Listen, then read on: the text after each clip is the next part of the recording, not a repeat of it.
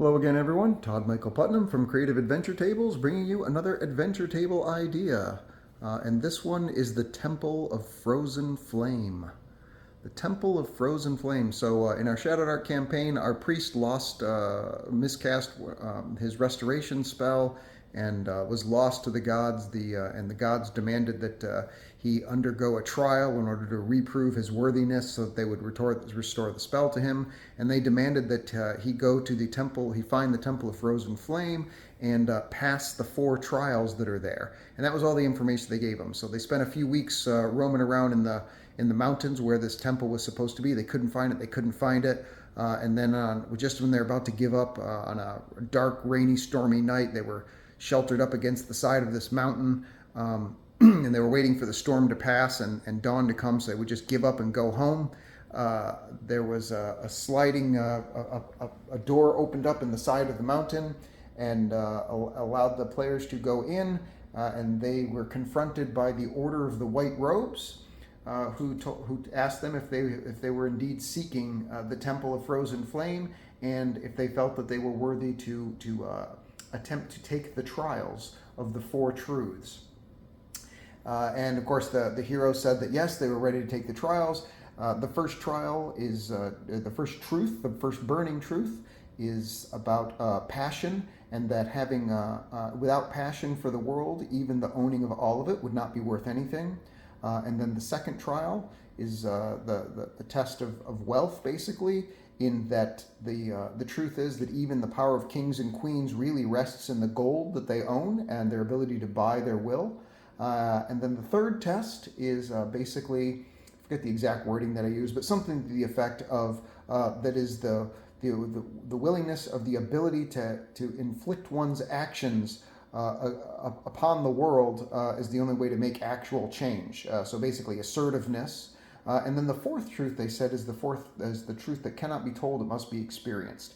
And so the first part of the trial, the first trial of passions, the Order of the White Robes is very courteous and formal and whatnot, but they remove their veils and whatnot, and they're all beautiful men and women, and they invite the various players into the rooms to engage in adult activities, as it were, that were not described in detail. That's not how we run the game, guys. But anyways, once they had them completely undressed and stuff, they of course changed their form into succubi and incubi and attempted to attack the players when they were at their weakest, thus using basically lust against the players. So they sort of failed the first trial to begin with, but they were able to fight off the succubi and incubi, redeeming themselves and reclaiming this area of the temple.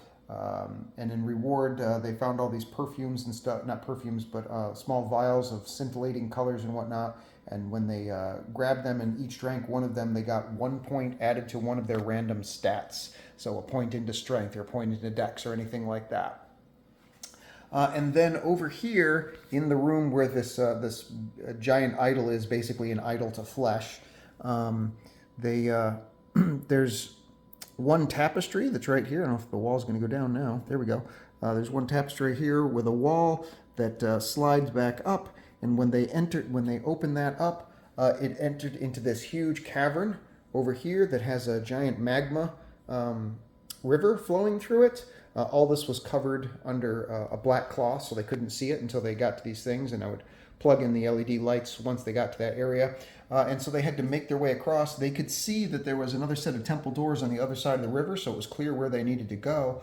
As they went up and started climbing over, magma mephits, or imps, basically came up out of the river of magma, and as the players were crawling across, they would attempt to sting them, and the sting would only do 1 to 4 points of damage, but the key was that if they didn't make a constitution check, they would fall asleep, basically, and then the imps would try and push them into the magma itself, and then they would swarm in on them and devour them in a feeding frenzy. So the key wasn't to kill them with the stings of their tails directly, but rather to make them fall asleep and make them easy to push into the magma river one at a time. And they did in fact succeed in killing one of the players this way.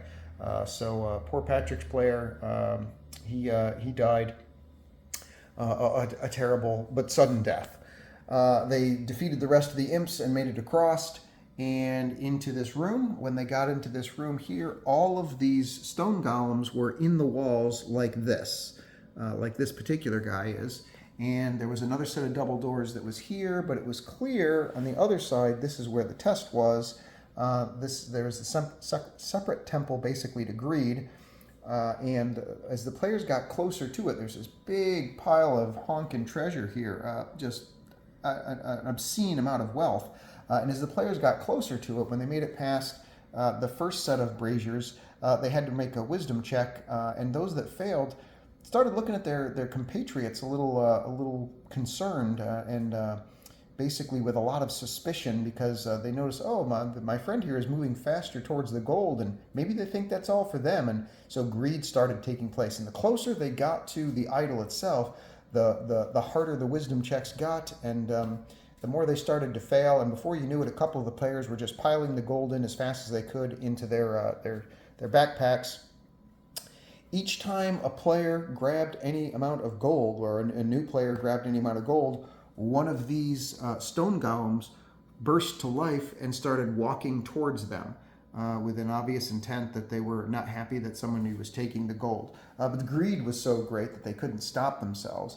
Fortunately, one of the wizard characters managed to figure out what was going on, and he made some successful intelligence and wisdom checks, and realized that he had to get his friends as far away from the gold and to leave all the gold there. The way to pass this test, literally, is to not take the gold, to not be greedy, to not fall prey. Just as they should not have fallen prey to the lust of the succubi, they shouldn't fall prey to the greed of all this gold. And so they managed to, one by one, get the players out of there. And as soon as the players put the gold back, that's when the stone golems would just cease their movements towards them, because the stone golems were motivated by anyone attempting to actually take the gold for themselves. As long as you left the gold there, the stone golems would just return to their resting places in the wall. And meanwhile, the players, though, those that were failing bad enough, actually started attacking each other out of greed. But as I said, they eventually managed to get past that. They could have literally skipped this entire room. If they literally would have just said, you know what, we are not going for that gold, we're just going to keep on going forward, it would have been fine. They wouldn't have had been attacked by anything. They wouldn't have get beat up or anything by some of the golems.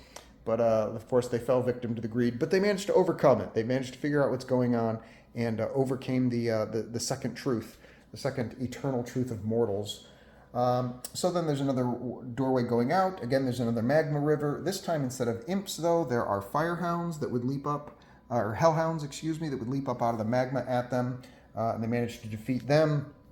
Hit across, they go into this third temple, which was the temple of steel, basically, of inflicting one's will. And in this one here, there is a chain devil in here, which basically, think of Dr. Octopus is the easiest way to do it. So he has 2 slam attacks where he basically punches, but then he's also got 4 arm attacks with his long chains that he could lash out and wrap them around people. And if they can't make a strength or dexterity check to get out of it, he squeezes them for a certain amount of damage every single round. So even though he's a single character, I would interplay each one of his attacks between the characters. So the character would go first, and then the first slam attack. And the next character would go, and there'd be another slam attack. Next character would go, and there'd be a tentacle attack, and so on down the line. So they eventually managed to defeat the chain devil and beat him. And there is the reward in this particular area was that there's this vial that's filled with blood, and when it got shattered, it sprayed out all over the characters, and they each gained an extra D4 hit points permanently. So that's how the gods rewarded them for passing the second trial. And then the third trial, the one that shall not be named, they have to go out these doors right here. Actually, there's a whole broken wall there too. As you can see, the entire temple in this area is just totally trashed. You can see the walls are all trashed because it's basically a combat arena. So this whole thing's just crushed that way. But they can go out this one final door here, and there's this long winding passageway, and it eventually brings them up to this section here where there's a segment of walls that they can climb. And as they climb up these walls, it actually comes to this side here, is the way that I played it. I'm going to tune this down a little bit so it's not so hard on the camera. Oops, there you go. And I'll talk about what I've used to build this in just a minute. But I had him come in this area here, which is the final temple, which is the final cold hard truth. And the final cold hard truth, as the priest who is at the idol here is willing to say to them, that terror is the ultimate truth, because even if someone is filled with lust or avarice or rage, if they're overcome by terror, all that goes away, and they're left with nothing. You know, they're not able to control themselves. And so, if one wants, one of the fourth final truth for mortals is that terror can rule their hearts. And so they had to fight these ice demon guys who had their spears that they would attack with, and then also they would lash out with their tails and smash them up against the room and whatnot.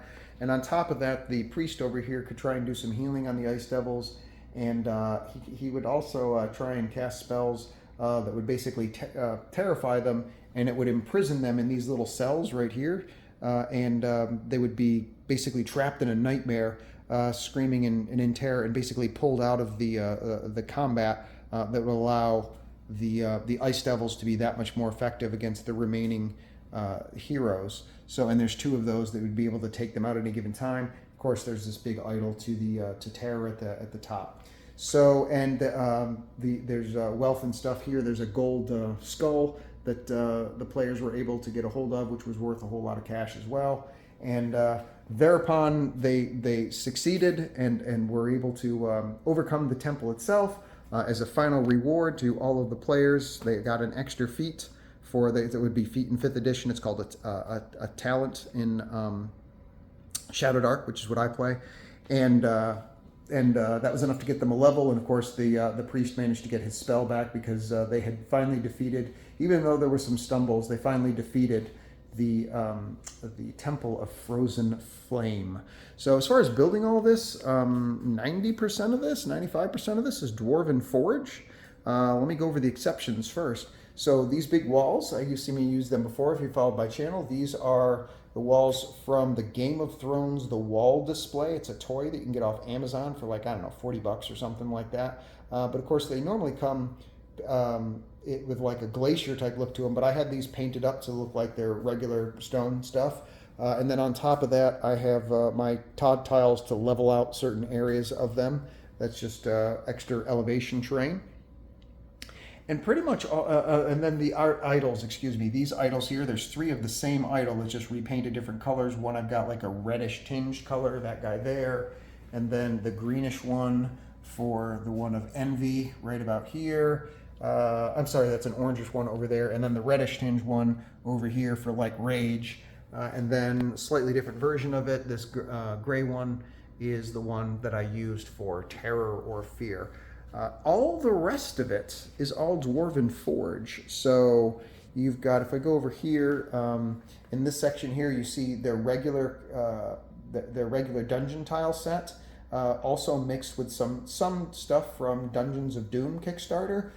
These pieces right here are from Dungeons of Doom. This, if I take this off, this section right there, that dais that you put together, that's from Dungeons of Doom. So that's what that stuff is. This right here is all from their Hellscape Kickstarter. It's well out of Kickstarter now, but that's the one that came from. So you don't get this much in one Kickstarter. I've got several sets of them, but that's from their Hellscape Kickstarter, which is amazing. Underneath it, where it's coming from, underneath here, there's these LED displays that you can put on there, and they're basically translucent tiles, so it goes through it. And then there's a potentiometer, so you can change the brightness to as low or as high as you want it to be. So that way you can mess with the camera or the people, or you can use it for different levels of heat if you want, however that might be. This is more of the same. These are also Dungeons of Doom tile sets. This is just the Jade version of those. They didn't have many of those left, so I was lucky to get a few of them. And this right here is also more of the same. These broken tiles are also, they look broken. That's what they're supposed to be. You can see how the corners are all cut off and whatnot. Those are from their Dungeons of Doom set. Unfortunately, I only have one of these sets, and I need to get more because they are great for ruins. But I've got those intermixed with their regular dungeon tiles to create this effect like it's a broken, beat-up arena that suffered damage from all kinds of battle. And then last but not least, I'm using the same LED panels from their light system, from their hellscape system, to sit underneath here, where I have a mixture of their different ice cavern sets. This is their original dry brush translucent ice cavern set here. These guys right there, and then this and these right here are from a different set. I can't remember what it's from. It's not from Dungeons of Doom, and I apologize, but it's one of their newer cavern sets that they have for ice and stuff. So multiple sets of Dwarven Forge, basically going a long way in order to make all this happen. And then I've got a 2 foot by 2 foot plexiglass plate and basically some really high-tech 22-ounce tumblers that are matched together, that are stacked on top of one another. And the plate sits on top of that, and then on top of that sits all the Dwarven Forge. Believe it or not, it's plenty sturdy. Works just fine. And then underneath all of it is basically just a battle mat, and I honestly can't remember where I got it from, but it's a magma battle mat or a volcanic battle mat. You can get them from, I'm trying to think of some of the names now. It's all escaping me. I'll put it in the video. But there's a bunch of different vendors that I get mats from, and for some reason I'm drawing a blank. But that's it. That is the